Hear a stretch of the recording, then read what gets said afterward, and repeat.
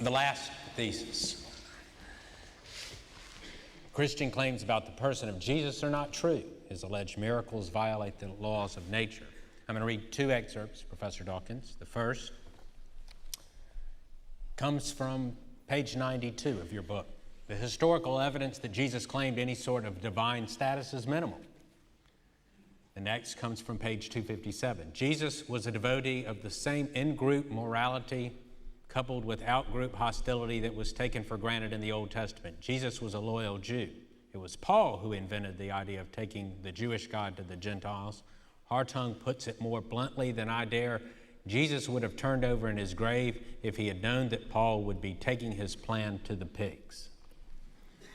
Let me say something about this thesis about the person of Jesus and so on. Again, I have concerns about the God delusion in its treatment of the authority and reliability of Scripture. Because those who've studied it in detail, and I see reference to very few scholars in his book, have come to the conclusion that, say, for example, the historian Luke is one of the most authoritative historians of all ancient history. And Sherwin White of Oxford, a Roman historian, says that it would be absurd to suggest that that Luke's basic historicity was false, even in matters of detail. And I'm concerned too, not only about your attitude to history, Richard, but your description of Jesus as belonging to a person who practiced an in-group morality and out-group hostility, and your interpretation of love your neighbor, which I note doesn't come from a theologian, but from an anesthesiologist.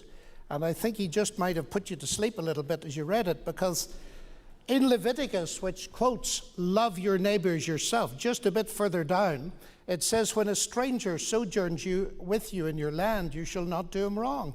You shall treat the stranger who lives with you as the native among you, and you shall love him as yourself, because you were strangers in Egypt. So in point of historicity, you are totally wrong about the attitude of Jesus. In fact, I would have thought you'd have been very familiar with the parable of the Good Samaritan. And in that parable, it was a Samaritan, one of the strangers, that showed mercy. And that was precisely the parable that Jesus taught to illustrate the love your neighbor as yourself of Leviticus. Now, a mistake like that seems to me to be very serious indeed. I mean, I react to it a bit like this. What would you think if I got all my views on Darwin from an engineer and never bothered to read The Origin of Species? I think you would be distressed by that. But finally, a word about miracles. This is a massive subject. You claim with David Hume that miracles violate the laws of nature. Well, David Hume's a very curious person to quote on this topic, because David Hume didn't believe really in the laws of cause and effect on which laws of nature are founded. He didn't believe in causality, and he didn't appear to believe in the principle of induction.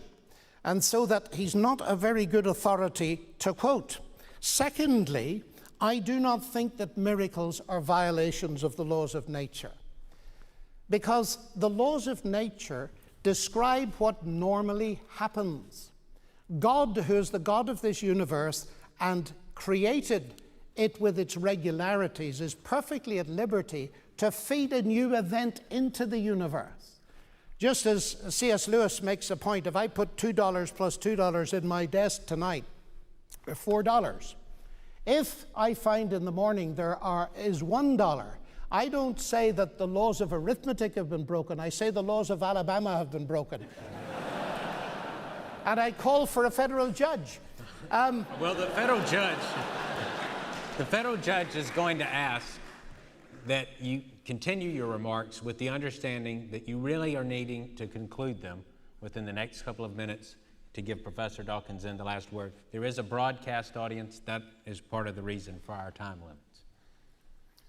Were those meant to be my concluding remarks? No, I'm giving you an extra minute or so to make my concluding to make remarks. Your concluding remarks. My final conclusion for the night. Before giving the last word to Professor Dawkins. Okay. Well, ladies and gentlemen, it's been an interesting discussion. I'll have to make my remarks very briefly. I do not think the answer is atheism, though I agree with much of the criticism that Richard makes of religion. I think the book, The God Delusion, gives the game away in the dedication at the front of the book to Douglas Adams, where he says, "Isn't it enough to see that a garden is beautiful without having to believe that there are fairies at the bottom of it too?" Now, you do a brilliant job at getting rid of the fairies, though it must be said that most of them didn't believe in them anyway. But when you see the beauty of a garden, say New College in Oxford, do you believe there's no gardener or no owner? That its sublime beauty has come about from raw nature by pure chance? Of course not. For gardens are to be distinguished from raw nature by the operation of intelligence. And what you're doing in your book, I think, is presenting us with an obviously false set of alternatives. Either we take gardens on their own or the garden plus fairies. But they don't appear on their own. They have gardeners and owners. So does the universe. You say there's no evidence of God, and yet your very description of the universe as a garden bears witness that the evidence is all around you. Atheism, ladies and gentlemen, is not only false, it contains no message that deals with the central problem of human rebellion against God.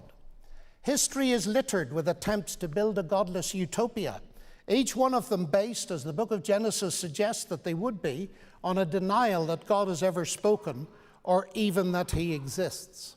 And I would remind you that the world that Richard Dawkins wishes to bring us to is no paradise except for the few. It denies the existence of good and evil. It even denies justice.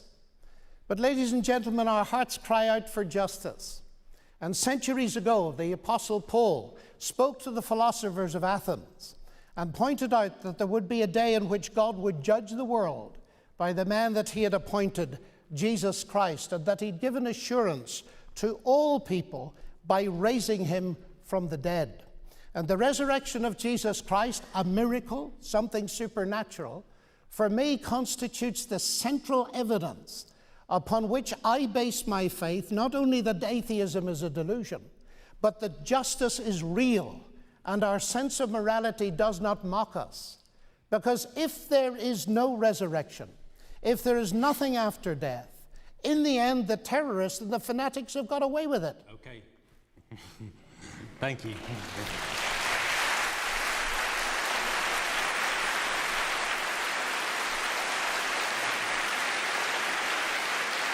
Please. Professor Dawkins. Yes, well, that concluding bit rather gives the game away, doesn't it? All that stuff about science and physics and the complications of physics and things, what it really comes down to is the resurrection of Jesus. I mean, there's a fundamental incompatibility between the sort of sophisticated scientist, which we hear part of the time from John Lennox, and it's impressive, and we are interested in the argument about multiverses and things, and then having produced some sort of a case for a kind of deistic God, perhaps some God, the great physicist who adjusted the laws and constants of the universe. And that's all very grand and wonderful. And then suddenly we come down to the resurrection of Jesus. It's so petty, it's so trivial, it's so local, it's so earthbound, it's so unworthy of the universe.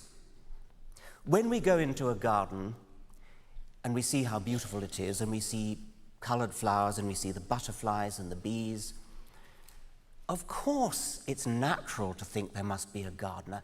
Any fool is likely to think there must be a gardener.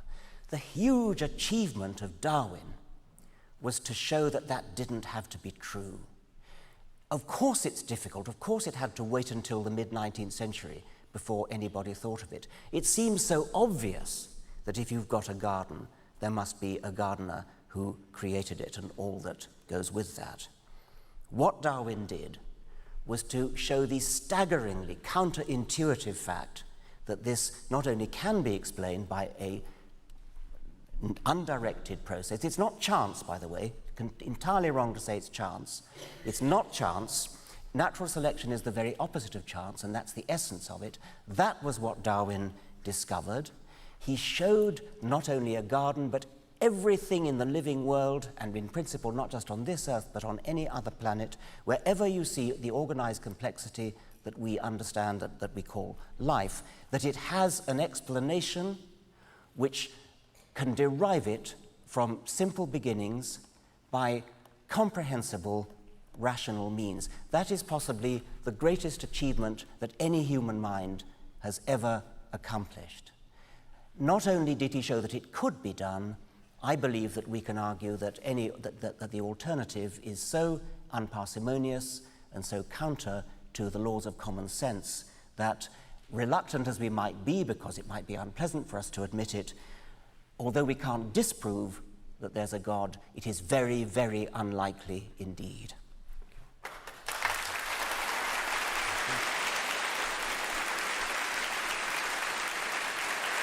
Thank you.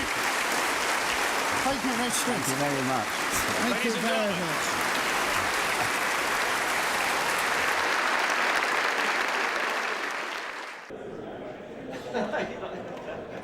Well,